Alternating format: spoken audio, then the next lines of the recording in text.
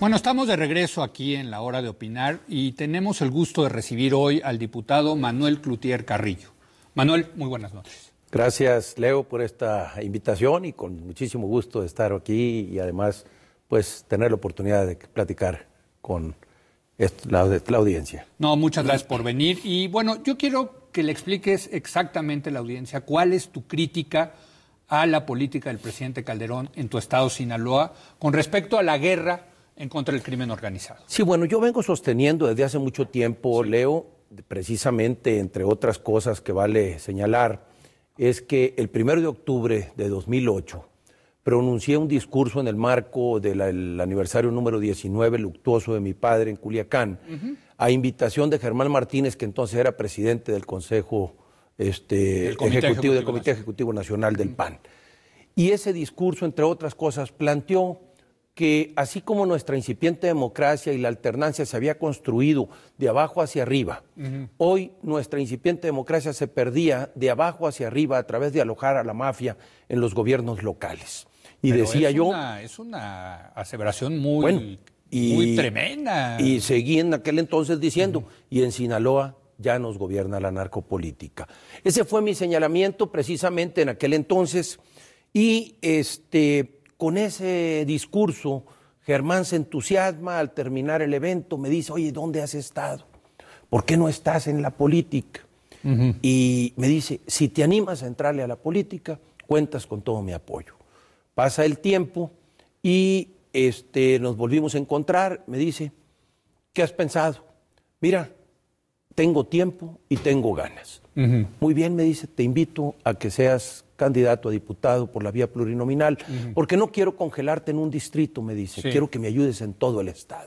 Ese fue, pues, el motivo con el que me invita Germán Martínez en aquel entonces. Pero volviendo al tema, lo que quería señalar es que este discurso mío del problema que padece Sinaloa y el riesgo que significa a la incipiente democracia mexicana, la narcopolítica, lo vengo gritando desde hace muchos años. Pero ¿tienes evidencia, Manuel? La duda ofende.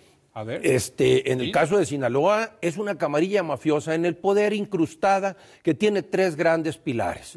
El pilar político, el pilar criminal y el pilar empresarial. Y esta gente se ha enquistado en Sinaloa y son promoviendo la corrupción social de nuestro estado desde el poder. Pero estás hablando del gobernador, del presidente. Bueno, ¿nos puedes dar nombres? Pues yo prefiero no, ¿verdad? Pero ya aprendí ahorita que tengo que ser un poquito más cuidadoso.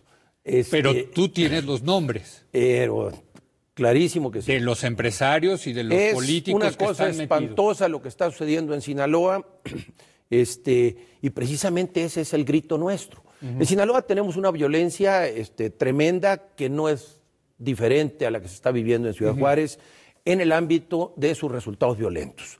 Nada más para darte una idea, en lo que va de este año, llevamos 373 asesinatos, es decir, en escasas 7 semanas, 373 asesinatos. En otros años, en otra época, en otro sexenio, hablar del promedio de 2 diarios era ya una locura. Hoy estamos hablando de 8, de no sé cuántos diarios en promedio. O sea, nada más en Sinaloa. En Sinaloa. Esto es tremendo. Ayer por la noche, estaba todavía en mi tierra y me quedé al sepelio de un amigo. Lo habían matado precisamente, fui al sepelio, tuve que acompañar a la familia y la parte más delicada y más dura para mí fue cuando tuve que darle el pésame al hijo, que es hijo único y ahora huérfano, y le tuve que decir, en lugar de decir lo siento, le tuve que pedir perdón porque no estamos haciendo lo suficiente para combatir este problema en Sinaloa. Cuando se hace una aseveración así y tú vas y le preguntas a los gobernantes, pues la respuesta de Cartabón es pues que presente una denuncia.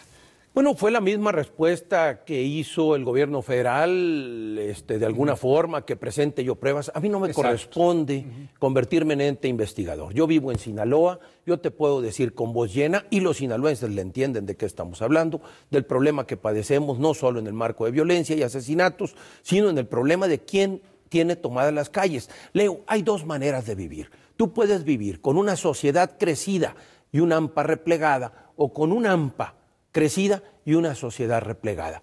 Y yo soy sinaloense, Yo soy parte de esa sociedad y vivimos de manera replegados en Sinaloa. La gente subiendo las bardas, etcétera. Pero sobre todo la parte más delicada es que tienen tomadas las calles estas gentes. Y estos señores no puede ser porque tienen la venia precisamente de las gentes del poder. Bueno, quiero pensar que estás diciendo que es el gobierno del Estado, ¿no? Por lo menos. Sin lugar a dudas están incrustados ahí. Ok. Y también en los municipios.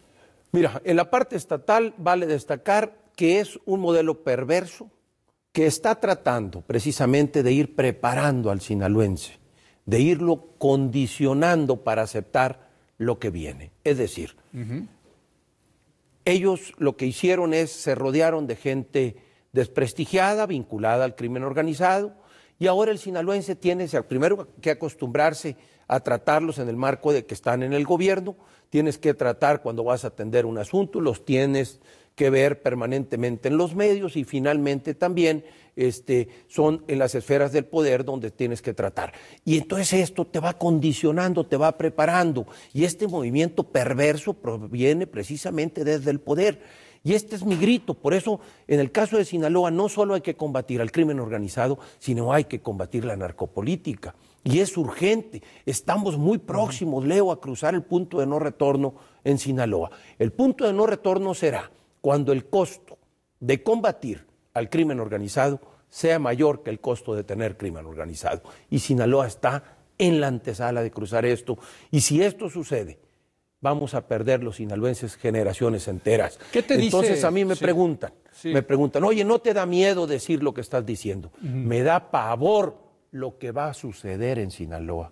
Eso es lo que me da miedo. ¿Prefieres decirlo ahorita? Prefiero decirlo ahorita y jugármela ahorita y a ver si es posible entonces cambiar las circunstancias de Sinaloa a través de arrancarle un compromiso al gobierno federal para que le entre en serio precisamente a combatir el crimen organizado y la narcopolítica. Quiero ser insistente. Déjame hacerte dos preguntas. La primera, ¿qué te dice la foto de Jesús Vizcarra con el Mayo Zambada en una fiesta? Bueno, o sea, yo te vuelvo a insistir, yo no digo nombres, lo estás diciendo tú. Bueno, es que ha sido pública, ¿no? Por supuesto. Salió en varios periódicos. Por supuesto, bueno, es parte del problema que está sucediendo en Sinaloa y que ilustra, pero son muchos los casos que ilustran esta circunstancia. El pasado 22 de diciembre asesinaron al secretario de Turismo del Estado en Sinaloa. El señor era más que conocido, pues que tenía ahí sus nexos extraños. ¿Ah, sí? Sí, no, pues digo... El secretario de Turismo de Sinaloa. Exactamente.